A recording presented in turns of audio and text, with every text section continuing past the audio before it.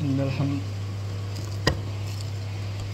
hamdalillah nahmaduhu wa nasta'inuhu wa nastaghfiruh wa na'udzu billahi min shururi anfusina wa min sayyiati a'malina may yahdihillahu fala mudilla lahu wa may yudlil fala hadiya lahu asyhadu an la ilaha illallah wahdahu la syarika lahu wa asyhadu anna muhammadan abduhu wa rasuluh. Allahumma salli wa sallim ala Muhammadin wa ala alihi wa sahbihi ajma'in, amma ba'd. A'udzu billahi minasyaitonir rajim. Ittaqullah haqqa tuqatih wa la tamutunna illa wa antum muslimun. Shadaqallahul azim. Kaum muslimin sidang Jumat rahimakumullah. Pertama-tama marilah kita membacakan segala puji dan syukur hanya kepada Allah Subhanahu wa taala yang Maha Pengasih lagi Maha Penyayang, yang telah memberikan kita berbagai nikmat. Nikmat kesehatan, nikmat iman, nikmat Islam, nikmat kesempatan, sehingga kita semua pada hari Jumat yang berbahagia ini bisa berkumpul untuk melaksanakan sholat Jumat berjamaah. Adapun khotib setiap Jumat mengingatkan kita memulai khutbah dengan syukur, dengan ucapan alhamdulillah, karena sebagai manusia kita seringkali lupa untuk bersyukur. Kita seringkali bersyukur itu setelah kita mendapati kesulitan, lalu Allah menyelesaikan permasalahan itu, barulah kita bersyukur. Ketika kita tidak menjumpai permasalahan, kita lupa untuk bersyukur. Ketika kita sehat, kita lupa untuk bersyukur, lupa untuk menjaga nikmat kesehatan. Ketika kita sedang dalam situasi aman secara finansial, kita lupa kehadiran Allah, kita lupa untuk bersyukur kepada Allah. Ketika kita sudah mulai merasakan himpitan finansial ekonomi, baru kita ingat lagi kepada Allah dan berdoa agar Allah memudahkan rezeki kita. Maka kita ini adalah hamba-hamba yang sebenarnya sangat perhitungan kepada Allah. Kita ini baru ingat Allah ketika kita butuh. Sementara ketika kita baik-baik saja kita lupa. Maka dari itu hadirin sekalian, marilah kita bersyukur kepada Allah atas segala nikmat yang telah Allah berikan kepada kita. Tak lupa salawat dan salam semoga senantiasa tercurahkan kepada junjungan kita, Nabi kita Rasulullah Muhammad SAW beserta keluarganya, sahabatnya, dan pengikut setianya hingga akhir zaman. Dan semoga kita semua termasuk ke dalam golongan orang-orang yang mendapatkan syafaat dari kanjeng Nabi di yaumil akhir kelak. Amin ya rabbal alamin. Pada hari ini saya ingin membawakan topik yang mungkin sebenarnya sudah pernah juga saya bawakan sebelumnya, tapi tidak akan pernah bosan untuk diingatkan karena ini memang penting, yaitu tentang persatuan umat Islam. Jadi memang Rasulullah Nabi Muhammad SAW itu diutus sebagai Nabi terakhir, tidak hanya untuk kaum tertentu. Beda dengan Nabi Isa alaihissalam yang diutus kepada Bani Israel, atau Nabi Musa kepada kaumnya saat itu, dan nabi-nabi lain yang memang hanya terbatas masanya dan kaumnya. Maka Nabi Muhammad SAW ini diutus di akhir zaman kepada seluruh umat manusia, tidak hanya kepada suku Arab saja, suku Jawa saja atau suku Kaukasoid saja misalnya. Tapi Nabi Muhammad itu diutus untuk seluruh umat, dan risalah yang beliau sampaikan ini bertahan hingga nanti akhir zaman, hingga nanti kiamat tiba.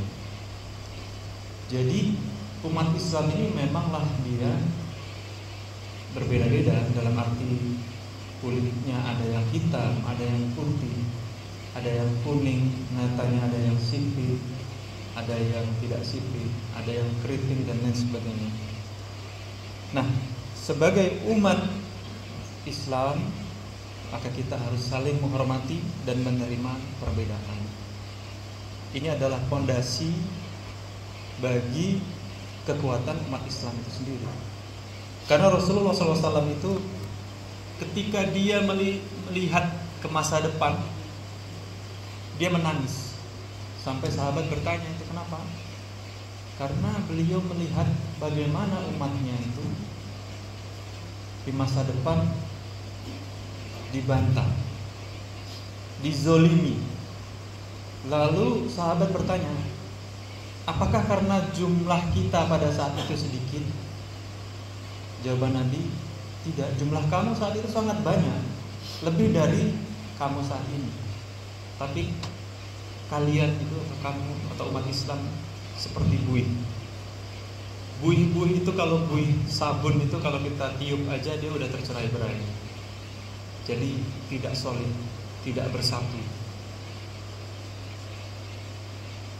Nah, inilah yang ingin saya coba angkat topik ini, karena bagaimana Islam ini bisa menjadi rahmatan lil alamin, rahmat bagi tidak hanya manusia, hewan juga.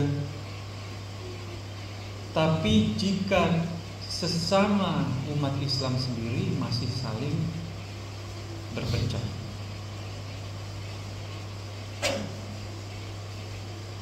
Perbedaan itu adalah suatu keniscayaan. Kita paham bahwa ada mazhab-mazhab tertentu. Misalkan di Indonesia, mazhab Syafi'i adalah mazhab yang paling dominan. Mazhab Syafi'i itu, kalau suami istri bersentuhan, maka hukum wudunya itu batal kalau sudah berwudu. Tapi ini berbeda di mazhab lain. Di mazhab Hambali tidak. Harusnya saling legowo menerima perbedaan, tidak mengklaim yang paling benar adalah A, yang paling benar B. Orang Indonesia kalau sudah ke Mekah sana, ketika mereka melakukan tawaf, bersentuhan dengan misalkan perempuan, atau perempuan bersentuhan dengan laki-laki, mereka tidak akan wudu. Kalau mereka wudu, ya mereka repot sekali ya. Dikit-dikit harus berwudu. Ibadahnya jadi kacau. Lalu apa yang terjadi sebenarnya? Di Mekah, orang Indonesia yang bermazhab Syafi'i menggunakan mazhab yang digunakan di sana, yaitu Hambali. Di mazhab Syafi'i, air liur anjing itu ketika kita sentuh atau terkena tubuh kita harus disamak 7 kali, dibasuh dengan abu atau pasir, 7 kali dengan air. Sementara tidak hanya itu, atas dasar kehati-hatian dari Imam Syafi'i, memegang kulitnya pun juga harus disamak. Tetapi ada mazhab lain yang tidak berkata demikian, karena di dalam hadis tersebut redaksionalnya adalah bejana. Bejana itu apa? Bejana itu adalah wadah atau piringnya itu. Ketika bejana itu dijilat oleh anjing, maka harus dibasuh dengan air 7 kali. Yang ketujuh menggunakan abu. Jadi ada yang menafsirkan secara literasi, secara langsung, bahwa itu hanya berlaku untuk bejana, tidak berlaku untuk tubuh atau bagian tubuh manusia. Tetapi ada juga yang menafsirkan bahwa ini kalau bejana saja kita harus cuci, apalagi tubuh. Maka penafsiran-penafsiran yang berbeda inilah yang menyebabkan adanya perbedaan macam-macam terkait isbal, sarung yang di bawah mata kaki, di atas mata kaki, Dan yang terakhir terkait musik. Sampai-sampai Ustadz Adi Hidayat dicerca, disebut demikian-demikian, barangkali oleh orang-orang yang mungkin baru ngaji 1 tahun 2 tahun, barangkali oleh orang-orang yang belum ada setahun ngaji. Namun karena bisikan-bisikan setan, dia tergelitik untuk ikut dalam mencerca Ustadz Adi Hidayat. Dan ini juga berlaku sebaliknya. Mungkin kadang-kadang Ustadz Abi Somad yang dicerca, mungkin kadang Ustadz Khalid Basalamah yang dicerca. Yang tertawa tentunya adalah musuh-musuh Islam, melihat umat Islamnya sendiri ini berpecah di dalamnya. Padahal hal ini adalah hal-hal yang bersifat furu'iyah. Ini adalah hal-hal yang tidak fundamental. Kadang-kadang kepada umat beragama lain saja kita bisa toleran, tapi ketika sesama umat Islam sendiri membuat kesalahan, kita itu bisa menjadi sangat-sangat ganas. Ini adalah penyakit asobiyah, penyakit merasa kelompoknya atau dirinya lebih baik daripada kelompok yang lain. Dan ini adalah sesuatu yang harus kita hilangkan. Kita kurangilah rasa paling benar sendiri. Para ulama sejak dulu sudah menyepakati hal-hal furu'iyah ini tidak perlu, nggak akan selesai kita bahas. Yang mau kunut silakan kunut, yang tidak ya sudah tidak usah. Yang pakai bismillah silakan, yang tidak pakai ya sudah. Tidak perlu sampai mengkafirkan, sampai mencela saudaranya sendiri, menyesatkan, membid'ahkan dan lain sebagainya. Dalam firman Allah surat Al-Imran ayat 103 artinya, dan berpeganglah kamu semuanya kepada tali agama Allah, dan janganlah kamu bercerai-berai. Ingatlah nikmat Allah kepadamu ketika kamu menjadi musuh-musuhnya, lalu Allah mempersatukan hatimu, maka menjadilah kamu karena nikmat Allah itu bersaudara, dan kamu telah berada di tepi jurang neraka, lalu Allah menyelamatkan kamu daripadanya. Jadi tadinya sahabat-sahabat itu sebagian juga adalah musuh-musuh Islam. Lalu Allah bolak-balikkan hatinya yang tadinya memusuhi Islam jadi mencintai Islam, menjadi bagian dari perjuangan Islam, dan bersatu padu membela Rasulullah SAW. Dan kita harapkan kita juga sebagai umatnya di akhir zaman bisa bersatu. Jadi marilah kita kurang-kurangilah perpecahan, saling merasa paling benar. Karena dari ayat yang tadi Allah menekankan betapa pentingnya kita untuk bersatu dan menjaga persatuan. Dan perspektif keberagaman yang benar akan membimbing kita untuk mengutamakan persatuan dan kesatuan Islam di atas kepentingan golongan. Jadi sekarang ini banyak sekali. Kalau dulu NU Muhammadiyah, sekarang ada Tarbiyah, Salafi, Jamaah Tabligh, Wahdah Islamiyah dan macam-macam lainnya ya. Tidak bisa. Kalau disatukan benar-benar satu semua ya susah. Maka harus ada sikap saling legowo satu sama lain. Harus ada perasaan bahwa yang lebih penting itu adalah persatuan. Sebagaimana kalau kita lihat sekarang saudara-saudara kita di Palestina, mereka yang terakhir di Rafah gitu ya, itu adalah kamp pengungsian. Itu sudah titik terakhir, mereka nggak bisa kemana-mana lagi, dan Israel menyerang ke sana. Selama 8 bulan terus-menerus menyerang. tapi negara-negara Islam yang lainnya tidak bisa berbuat apa-apa. Kita yang di Indonesia mungkin hanya bisa berdoa, mungkin berdonasi. Itu pun kadang-kadang masih ada yang nyinyir. Kenapa kok bantu saudara-saudara di Palestina, saudara yang di dalam negeri saja tidak dibantu? Ya barangkali mereka bantu, tapi kita tidak tahu. Jadi janganlah kita buat Rasulullah bersedih, karena Rasulullah itu sampai menangis mengingat melihat umatnya di akhir zaman yang dizalimi.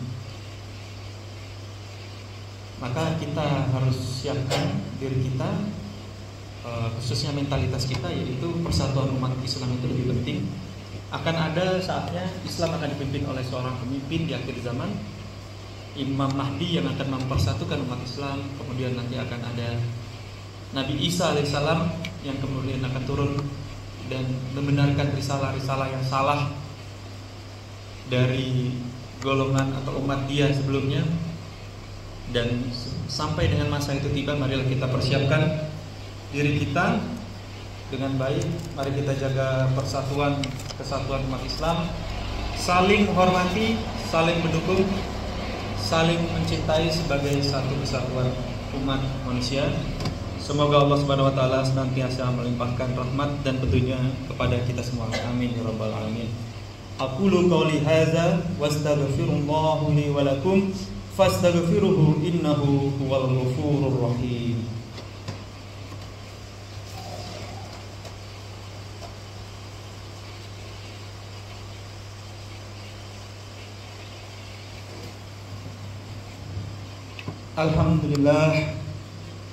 Alhamdulillahi rabbil alamin, wa asyhadu an la ilaha illallah wahdahu la syarikalah, wa asyhadu anna Muhammadan abdullah wa rasuluh. Allahumma salli wa sallim wa barik ala Muhammadin wa ala alihi thayyibin tahirin wa ala ashabihi ajma'in wa ala tabi'ina lahum bi ihsani ila yaumiddin. Amma ba'd. A'udzu billahi minasyaitonir rajim. Ittaqullah haqqa tuqatih wa la tamutunna illa wa antum muslimun. Shadaqallahul adzim.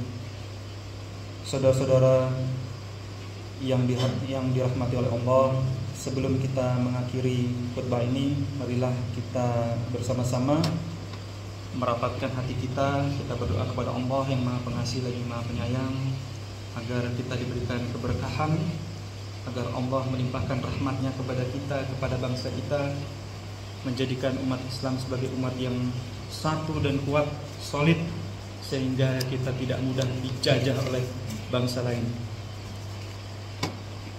Allahumma sholli ala Muhammad wa ala ali Muhammad kama shallaita ala Ibrahim wa ala ali Ibrahim wa barik ala Muhammad wa ala ali Muhammad kama barakta ala Ibrahim wa ala Ibrahim fil alamin innaka Hamidum Majid. Allahumma fir lil muslimina wal muslimat wal mu'minina wal mu'minat al ahya'i minhum wal amwat innaka sami'un qaribun mujibud da'wati ya qadiyal hajat. Rabbana zalamna anfusana wa illam taghfir lana wa tarhamna lanakunanna minal khasirin. Rabbana hab lana min azwajina wa dzurriyyatina qurrata a'yun waj'alna lil muttaqina imaman. Rabbi ij'alni muqimas sholati wa min dzurriyyati rabbana taqabbal du'a. Rabbana ighfir lana dzunubana wa liwalidina warhamhuma kama rabbayana shaghira. Rabbana atina min ladunka rahmatan wa hayyi lana min amrina rasyada. Rabbana atina fid dunya hasanah wa fil akhirati hasanah wa qina azabannar. Walhamdulillahi rabbil alamin. Aqimussalam.